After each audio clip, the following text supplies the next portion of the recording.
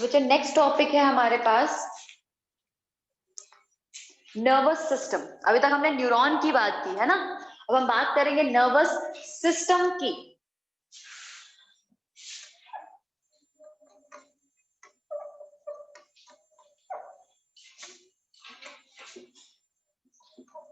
मतलब वो सिस्टम जो न्यूरॉन ने बनाया है, वो सिस्टम जो न्यूरॉन ने बनाया है। Neuron the longest cell of the body, जिसके केस में अभी हमने नर्व इंपल्स का जनरेशन पढ़ा, कंडक्शन पढ़ा, साइनैप्स पढ़ा, वो सब ठीक है।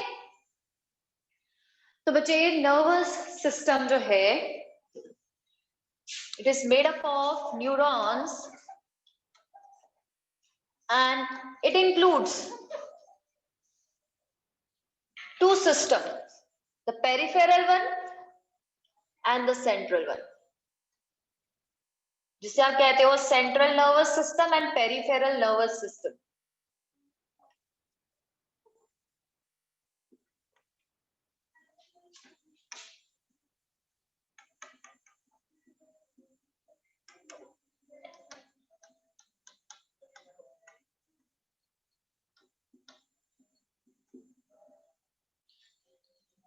सेंट्रल नर्वस सिस्टम और पेरिफेरल नर्वस सिस्टम। और बच्चे दोनों सिस्टम को किस बेसिस पे अलग किया गया है? इस बेसिस पे अलग किया गया है कि बॉडी के किस एक्सिस पे अरेंज्ड है। जो बॉडी के सेंट्रल एक्सिस पे अरेंज्ड है, यानी कि सेंट्रल रीजन पे, उसे सेंट्रल नर्वस सिस्टम कहा जाता है। Central nervous system is organised at the central axis of body. Body के सेंट्रल एक्सिस पे होता है। और peripheral nervous system at peripheral axis.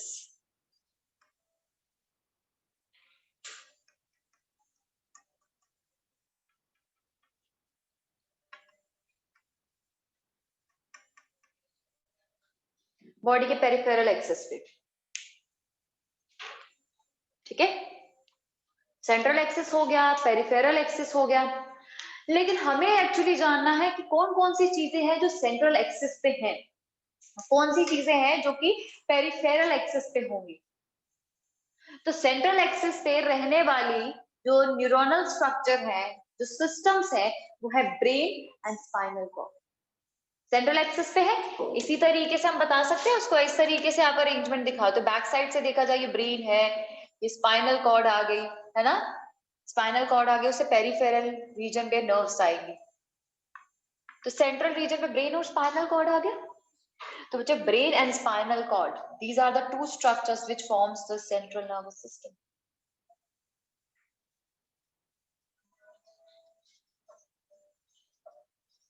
And ultimately we have peripheral nervous system at peripheral axis of the body. It includes the somatic nervous system,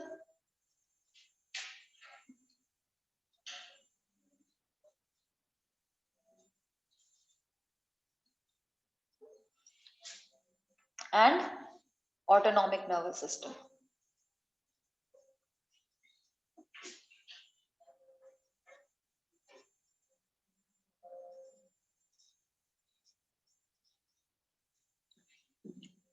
somatic nervous system and autonomic nervous system, ये दो तरह के system है जो कि peripheral axis पे हैं। यानी कि जो पेरिफेरल रीजन में नर्व जा रहे हैं उनको दो पार्ट्स में कैटेगराइज कर दिया गया है, जिसमें से ऑटोनॉमिक नर्वस सिस्टम जो है वो अगेन दो पार्ट्स में कैटेगराइज्ड है, डिपेंडिंग अपॉन कि वो किस सिचुएशन के अंडर काम कर रहा है।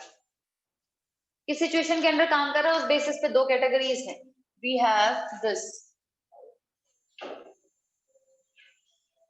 sympathetic nervous system and parasympathetic.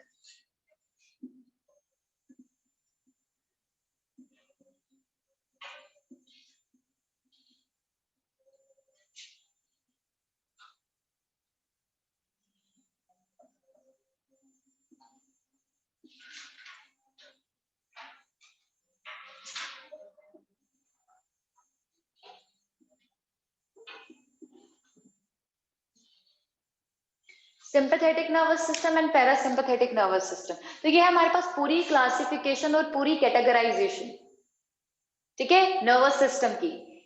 पहला हमारे पास सेंट्रल एक्सिस पे नर्वस सिस्टम है, दूसरा पेरिफेरल एक्सिस पे नर्वस सिस्टम है, जो सेंट्रल नर्वस सिस्टम है उसमें ब्रेन और स्पाइनल कॉर्ड आ जाएगा, और जो पेरिफेरल एक्सिस पे है उसमें कुछ सोमैटिक रीजन में यानी कि वॉलेंट्री मसल्स के पास जाएगी नर्व्स, और कुछ स्मूथ मसल के पास जाएंगे। जो स्मूथ मसल के पास गई वो ऑटोनॉमिक नर्वस सिस्टम का पार्ट है, और दूसरा सोमैटिक नर्वस सिस्टम का पार्ट है। जो ऑटोनॉमिक नर्वस सिस्टम है वो डिफरेंट डिफरेंट सिचुएशंस के अकॉर्डिंग काम करता है। एक है सिंपैथेटिक और दूसरा है पैरासिम्पैथेटिक। तो कंप्लीट कैटेगराइजेशन के बाद हम सबसे पहले डील करेंगे ब्रेन, जो कि एक सेंट्रल नर्वस सिस्टम का हिस्सा, जो मेन कोऑर्डिनेटिंग सेंटर है हमारी बॉडी का। ठीक है, तो बच्चे ब्रेन के साथ स्टार्ट करेंगे, उसके बाद धीरे धीरे आगे बढ़ते हैं spinal cord, then peripheral nervous system पे। ठीक है, तो नेक्स्ट पार्ट है हमारे पास ब्रेन। जैसा हमने कहा it's a central nervous system, part of a central nervous system. तो ब्रेन जो है बच्चे हमारे पास मेन कोऑर्डिनेटिंग सेंटर है बॉडी का, it's the main coordinating centre of the body.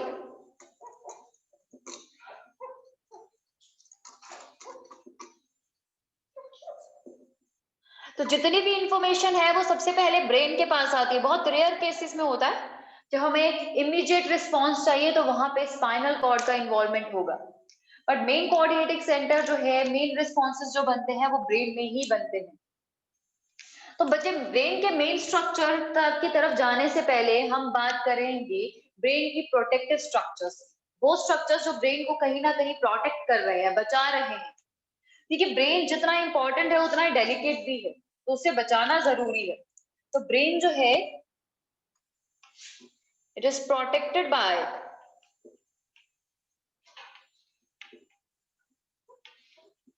Three types of structures.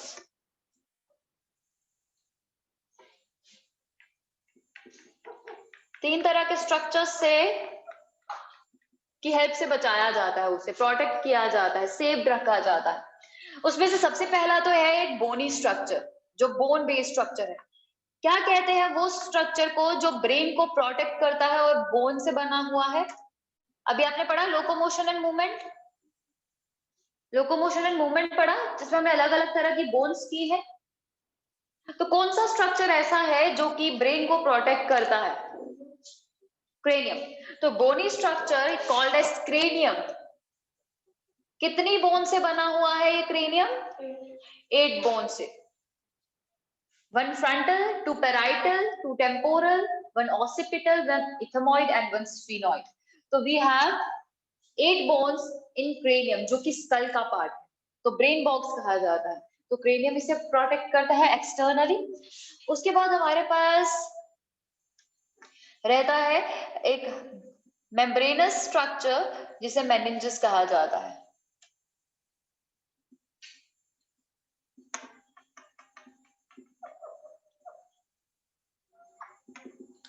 Membranous structure is a 3-layered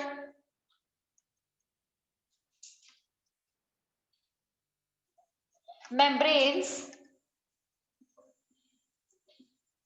called as meninges, उसे meninges कहा जाता है।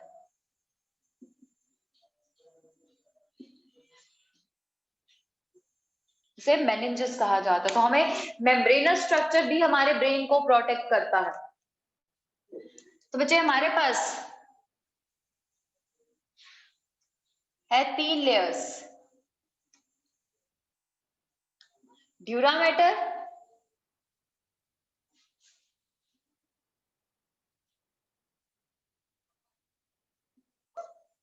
अरेकनॉइड मैटर। ये मैटर जो टर्म है वो मेनिंजेस से जुड़ी है, लेयर से जुड़ी है।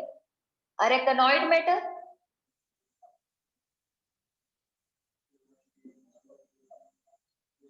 और पाया मैटर।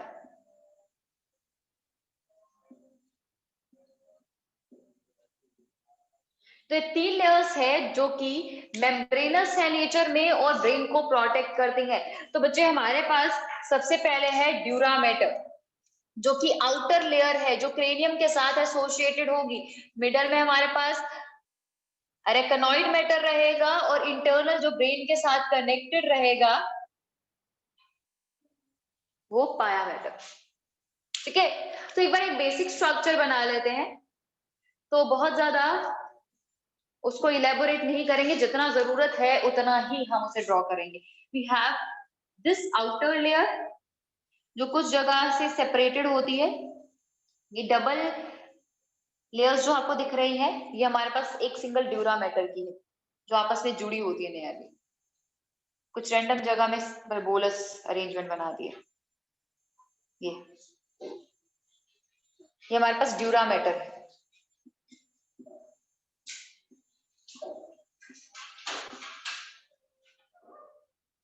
ठीक है, उसके बाद हमारे पास एरेकनॉइड मेटल, जिसके केस में कुछ विलायें होती हैं। विलायें जो है वो स्पेसिस में एंटर करती है हमारे पास।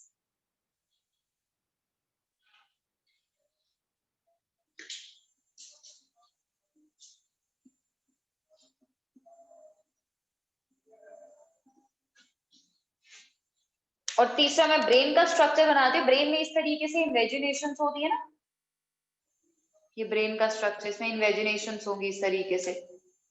तो बच्चे पाया मैटर भी इसके अलोंग ही होती है, इस तरीके से पाया मैटर होगी इसके ऊपर।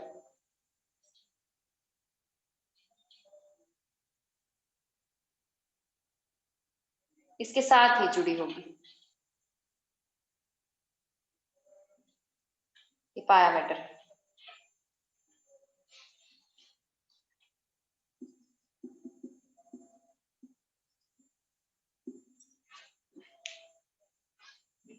तो इस तरीके से हमारे पास अरेंजमेंट रहता है अलग अलग लेयर्स का।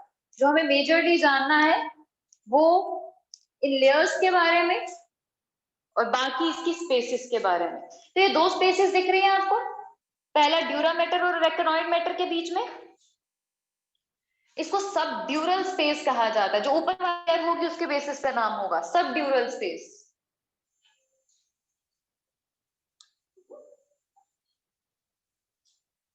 सब ड्यूरल स्पेस। और ये हमारे पास सब अरेकनॉइड स्पेस। ऊपर वाली लेयर अरेकनॉइड है तो सब अरेकनॉइड स्पेस। तो सब अरेकनॉइड स्पेस जो है इसका एक रेलेवेंस है जो हमें प्रोटेक्टिव स्ट्रक्चर के अंदर ही करना है।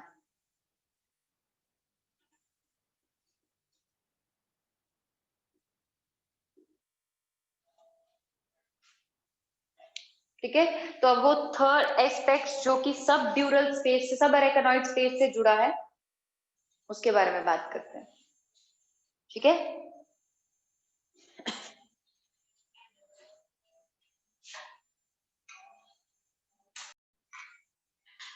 तो जब थर्ड स्ट्रक्चर हमारे पास है फ्लूइड कंपोनेंट, सेमी फ्लूइड सा होता है, जेली लाइक नियरली। तो फ्लूइड कंपोनेंट होता है जिसे सेरिब्रोस्पाइनल फ्लूइड कहा जाता है। Cerebro spinal fluid, cerebro term जो है वो सेरिब्रम यानी कि ब्रेन के साथ जुड़ी हुई है, और दूसरा है स्पाइनल, तो सेरिब्रो स्पाइनल फ्लूइड ये हमारे पास एक कुशनस अरेंजमेंट देता है। ठीक है, एक कुशनस अरेंजमेंट देता है पूरे स्ट्रक्चर को। और ये सेरिब्रोस्पाइनल फ्लूइड प्रेजेंट कहां पे होता है? The cerebrospinal fluid is present in सब अरेकनॉइड स्पेस।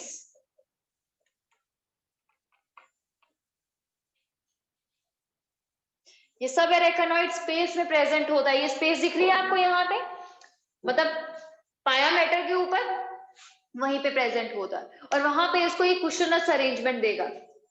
और मैं बता दूं ब्रेन के अंदर ब्लड सप्लाई नहीं होती।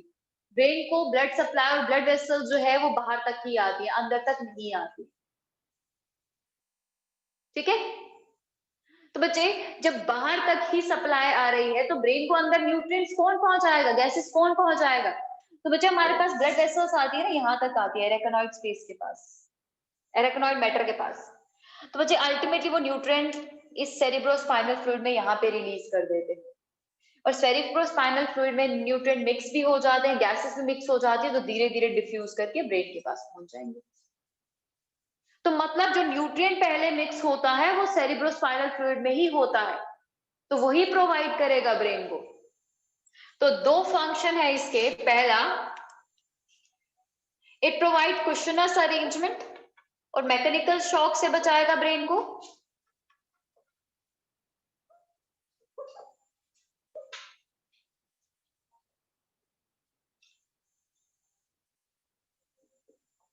And protects from mechanical shock.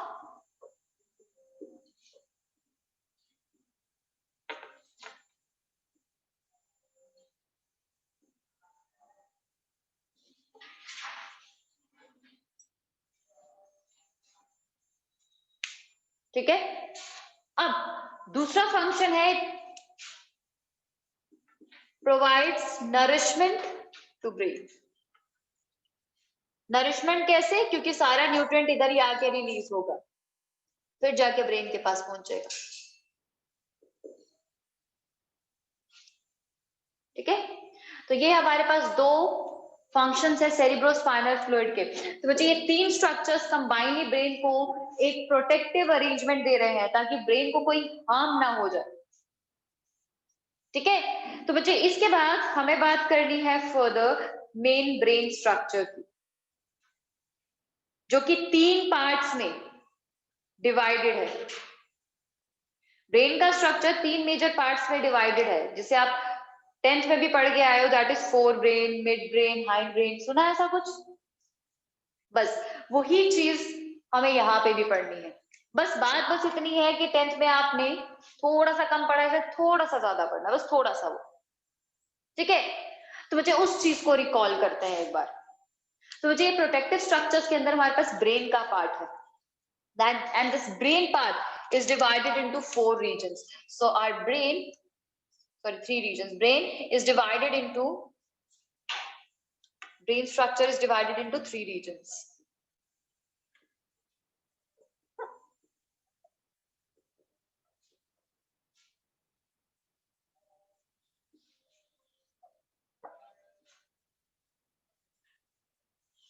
तीन रीजन्स में डिवाइडेड है।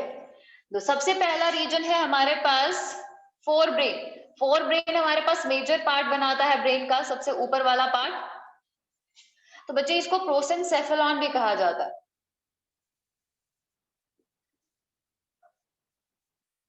प्रोसेनसेफेलॉन। दूसरा मिड ब्रेन,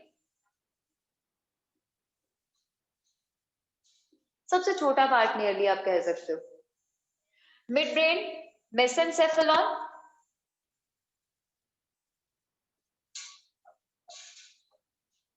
थर्ड है हाइंड ब्रेन, जो ब्रेन स्टेम बनाएगा, लास्ट पार्ट बनाएगा, जो अल्टीमेटली स्पाइनल कॉर्ड में ओपन होता है, जिसे रोम्बेनसेफेलॉन कहा जाता है।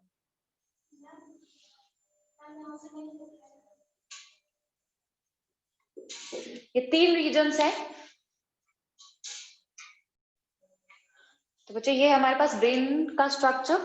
ठीक है, मैं इसके एक एक पार्ट्स जो है अब लेबल करने जा रही हूँ। बच्चे ये पार्ट जो है हमारे पास, जिसमें बहुत सारी इन्वेजिनेशन दिख रही है, ये है हमारे पास largest part of the brain, that is cerebrum. ठीक, that's the cerebellum, the second largest part of the brain.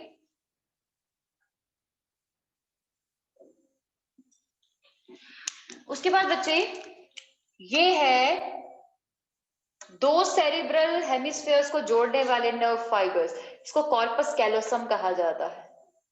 Corpus callosum वो नर्व फाइबर्स होते हैं जो ब्रेन के दोनों हेमिस्फीयर्स को जोड़ता है। ठीक है, ये वो आ गया पार्ट। उसके बाद यहाँ पे मैं मार्क कर रही हूँ मिड ब्रेन।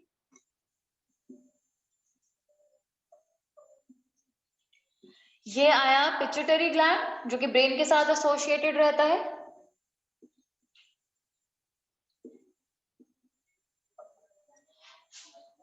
ये आया pons varolii. Pons varolii is a part of hind brain. Cerebrum हमारे पास फोर ब्रेन का पार्ट है। ठीक है, उसके बाद डायनसेफेलॉन जो यहाँ पे रहेगा, वो फोर ब्रेन का पार्ट है। डायनसेफेलॉन और पॉन्स के बीच में हमारे पास मिड ब्रेन आता है कहीं पे।